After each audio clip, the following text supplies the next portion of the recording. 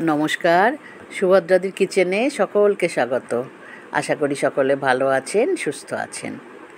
আজকে বন্ধুরা চলে এসেছি সম্পূর্ণ নিরামিষ একটি ভেন্ডির রেসিপি নিয়ে। ভেন্ডি বা ঢ্যাঁড়স নামটা শুনলেই কিন্তু খেতে ইচ্ছে করে না, কিন্তু আজকের রেসিপিটা একবার দেখবেন ট্রাই করে, বারবার কিন্তু বাচ্চারা বলুন বুড়োরা বলুন খেতে চাইবে।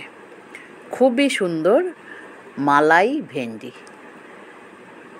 আসলে এটাতে নানা ধরনের উপকারী জিনিস কিন্তু ইউজ হয়েছে। কাজু, কিশমিশ, চারমগজ, তিল, টক দই, তারপর ফ্রেশ ক্রিম, এই সব দিয়ে তৈরি এই ভেন্ডির তরকারি যে কোনো সময় রুটি, ভাত বা আপনার পরোটার সঙ্গেও কিন্তু খেতে দারুণ লাগবে। চলুন তাহলে দেখি কিভাবে করলাম।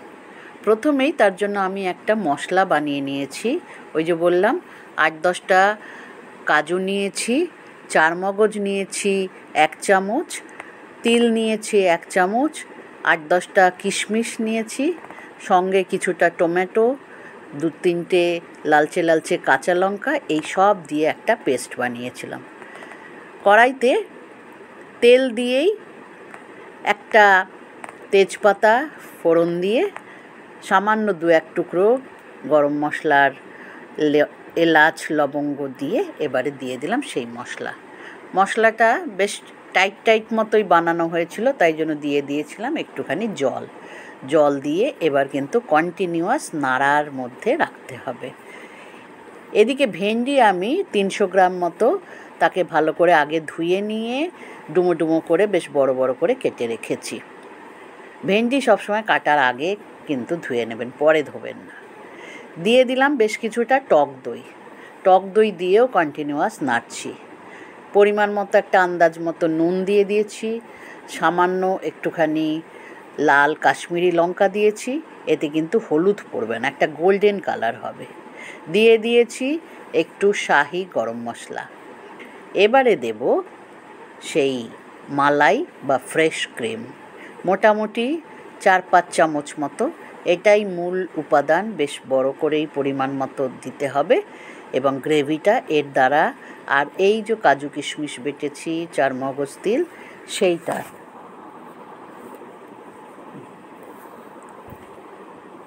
সব মিলিয়ে কিন্তু কন্টিনিউয়াস নাড়ার মধ্যে রাখছি এবং তার মধ্যে ঝোলটা বা গ্রেভিটা ঘনও হয়ে আসবে। তারপরে বেশ একটু কষানো হয়ে যাবে, তখন কিন্তু ভেন্ডি দেব। দিয়ে দিয়েছি একটুখানি কসৌরি মেথি, সুন্দর গন্ধ ছড়াবে বলে, আর কাশ্মীরি লঙ্কা দিয়ে দিলাম আর একটু। এবারে সব কিছু নাড়িয়ে চাড়িয়ে মোটামুটি মশলা কষানো হয়ে গেছে, দিয়ে দিলাম ভেন্ডিগুলো। ভেন্ডি কিন্তু আগে আমি আর আজকে ভাজিনি, একেবারে ডাইরেক্ট সবুজ ভেন্ডি কেটে রাখা সেটাই দিয়েছি। এই মশলার সঙ্গেই মজে সেদ্ধ হবে, কোনো আলাদা করে জল পড়বে না। ওই মশলার মধ্যে যেটুকু জল রয়েছিল মশলাটা কষানোর সময়, সেটাতেই এই ভেন্ডি সেদ্ধ হবে। দিয়ে দিলাম 2টো কাঁচা লঙ্কা ভেঙে এবং তারপরে আবার মিশিয়ে টিশিয়ে ঢাকা দিয়ে দেবো।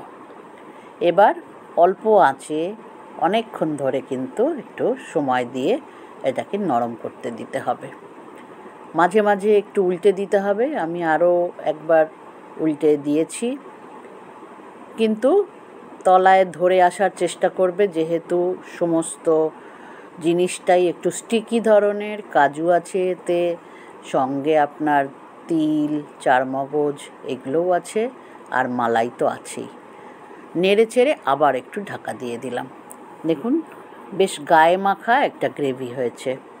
এটা রুটি পরোটার সঙ্গে কিন্তু খেতে দুর্দান্ত লাগে। অফিসে, টিফিনে, স্কুলে বাচ্চাদের যে কোনো সময় কিন্তু এই রান্নাটি করে আপনারা সার্ভ করতে পারেন। নামানোর আগে দিয়ে দিচ্ছি 1/2 চামচ মতো বাটার। এই বাটারের গন্ধ এবং এই কসুরি মেথির গন্ধ, আবার একটু কসুরি মেথি দিয়ে দিলাম আমি নামানোর আগে, এর গন্ধ এই রান্নাটিকে সুবাসিত করে তুলবে। ভালো লাগলে বন্ধুরা অবশ্যই করে খাবেন, দেখবেন খুব চটজলদি। মশলাগুলো যদি আপনার করা থাকে তাহলে কিন্তু একদমই সময় লাগবে না, আর রান্না করতেও একদম বেশি সময় লাগবে না। খেতে তো দারুণ লাগে, আমার কাছে ভীষণই ভালো লাগে। ভালো লাগলে দেখে যদি আপনাদের পছন্দ হয় তাহলে চ্যানেলটিকে কিন্তু সাবস্ক্রাইব করতে ভুলবেন না। পাশে থাকা বেল আইকনটিও প্রেস করবেন যাতে যে কোনো নোটিফিকেশান সবার আগে আপনার কাছে পৌঁছয়। আর কমেন্ট করবেন রান্নাটি আপনাদের কেমন লাগলো।